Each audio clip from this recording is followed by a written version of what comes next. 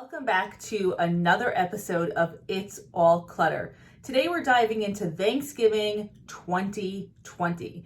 I have my top 10 tips to execute an awesome Thanksgiving, and this year I'm adding in a few tips at the end, all about how to get through and how to deal with Thanksgiving when this Thanksgiving might look very different for you than every other Thanksgiving in the past. So make sure you stick around to the end of the podcast. Without further ado, how to execute Thanksgiving like a boss in 2020.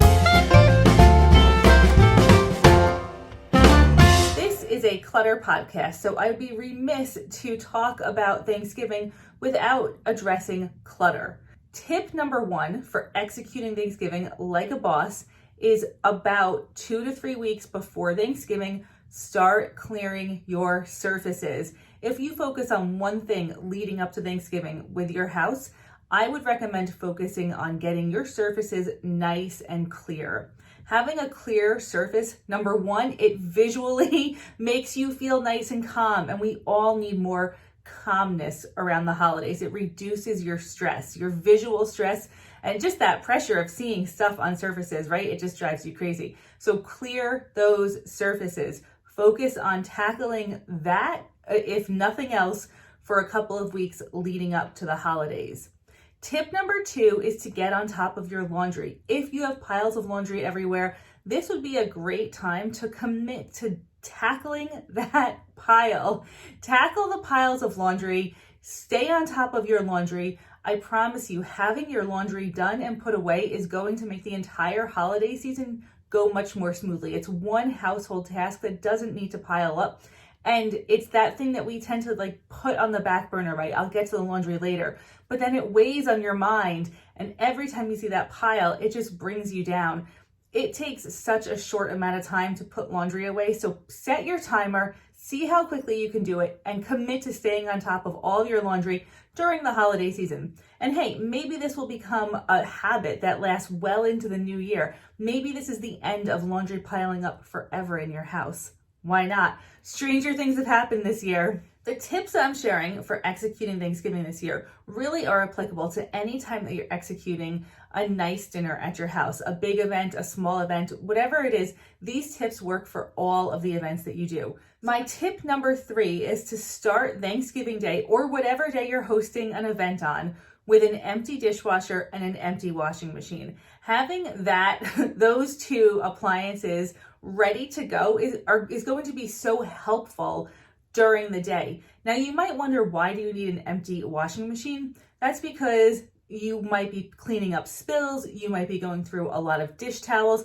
It just can't hurt to have an empty washing machine, and I guarantee it will come in handy at the end of the day when you just throw all your dirty towels in there, and it's so easy to deal with. It wraps up the day nicely. Having an empty dishwasher is critical because you're going to be cooking a lot of dishes, or eating on a lot of dishes. So set yourself up for easy success right in the beginning of the day. Empty dishwasher, empty washing machine. Tip number 4 is to eat Thanksgiving dinner at dinner time. The reason for this is that there's a lot of prep that goes into Thanksgiving dinner, and the turkey could take a really long time to cook. Instead of getting up at the crack of dawn to start preparing, give yourself the gift of sleeping in. Enjoy a leisurely morning and start preparing dinner, the turkey, later in the morning. So eat dinner around dinner time, or at least push it a little further into the afternoon, if at all possible. I promise it makes a big difference in your day. And on that note, tip number 5 is to have a written plan. If you are doing a big dinner, it's so helpful to write out exactly what you need, what recipes you're using, your shopping list, your timeline, all of that. Write it down so you can refer back to it during the day and you don't get caught up in what's going on and forget something. I can't tell you how many times I've just forgotten to put on a whole side dish because I didn't have it written down. So now I make a plan, I write it down, I set certain timers in my phone just to make sure that I'm staying on top of it. And that little bit of structure allows me to relax so much more during the day. In terms of that timeline, my next tip is to work in reverse order from when you want to eat dinner. So if you want to eat dinner at 6 p.m., set a timeline for the day and work in reverse order from 6 p.m. You want to have at least an hour from when the turkey comes out of the oven to when you eat dinner. The best case scenario is that your turkey is done early, not late. So give yourself a good hour buffer there. And that will, take into consideration, just in case the turkey does cook for longer than you expected, you have a little bit of flexibility.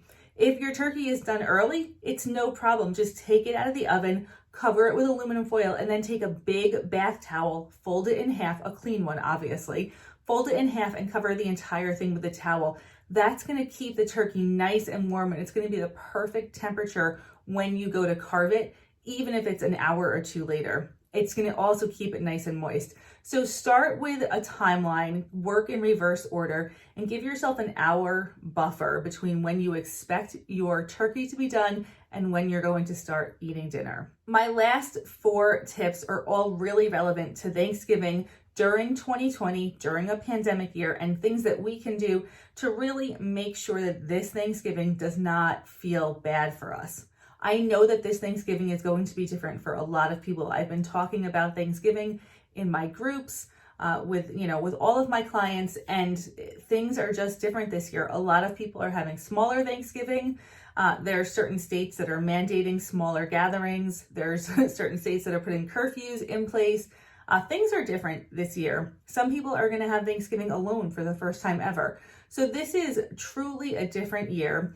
And I just want to say my heart goes out to you if this Thanksgiving is very different and it feels very bad. I want to honor and recognize that, because Thanksgiving is about gathering and family, and to have that taken away feels really bad. So what can we do in this situation to make Thanksgiving not feel so difficult? Tip number 7 is to do what is best for you. If your Thanksgiving is really different this year, or if you just want to give yourself a break, go ahead and order Thanksgiving dinner from your favorite restaurant or from a grocery store. Have it all cooked for you. If that is what feels best for you, then do that, and don't feel any shame about not cooking. Maybe this isn't your year to cook. That's okay. Do what is best for your family. If you're not really feeling doing a big dinner, don't do a big dinner. You don't need to add to your stress in this year, really. So just give yourself a break, take a deep breath, and figure out what is going to feel best for you, even if that's different from what you've done in the past. Tip number 8 is to use this year and reflect on your traditions. Things are different, so this is a great time to really think about what has been working and what has just been adding stress to your plate during the holiday season in the past. It's a good year for adjustments moving forward. It's a good year for conversations and reflection. What's working? What's not? What am I really missing that I usually do this year? And what am I not really missing? It's okay to say, hey, I don't miss this tradition. It was really stressful before. So use this year for reflection. It's a great year. 2020 is a great year for reflection. Tip number 9 is to be very clear and discuss your expectations for the holiday season with your family members. Communication when it comes to clutter and when it comes to life is absolutely key. What are your expectations for this holiday season? What is the 1 or 2 things that would make you feel the best, that you really don't want to forego? What are your family's expectations? What do your kids really want for the holiday season? What is their one thing that they really want to do, or their one dish that they really want to eat at Thanksgiving? Be very clear about expectations, and the whole event, the whole season is going to be a lot smoother. Remember, never be afraid to say what you want. That is the best way to actually get what you want. Share what you want. Share what your expectations are. And finally, my last tip is make sure that you are not shopping because you're feeling bad. There's a lot of good reasons to go shopping, but feeling depressed and feeling like you're trying to fill a void in your life by purchasing stuff, we know does not work. It might work for 10 seconds, but it doesn't work in the long run. So if you're feeling lonely, sad, depressed, and you decide to go shopping, do a little retail therapy, make sure that you're shopping for the right reasons and not adding to the regret that you're going to feel later on. Retail therapy is one of those funny things where it makes you feel good immediately, but in the long run, it actually makes you feel worse. So make sure that if you're going shopping, it's for the right reasons. And if you need to go shopping for that retail therapy, don't forget, you can always catch and release. Fill up that shopping cart and then release it all back to the store. You don't need to walk out of a store with anything to get that same feeling of retail therapy. I have a lot of podcasts about shopping. I'll link the catch and release one up here. I never know which side it's on, up here. Think of some alternatives that you could do to shopping that will also relieve your stress. Going for a walk, being in nature is like a number one top thing that can help you relieve your stress, get out of your house, and maybe that's what you really need to do instead of going to the store. So just think about, I encourage you to be mindful with your shopping this year and make sure that whatever you choose to do, it's going to feel good, not only 10 minutes from now, but 10 days from now, 10 months from now. Make sure you're setting yourself up for future success. I just want to wish everyone a very happy holiday season. I'm sending out lots of love to you and your family during this exceptionally strange year. If you need support during the holidays, make sure that you're part of our boot camp.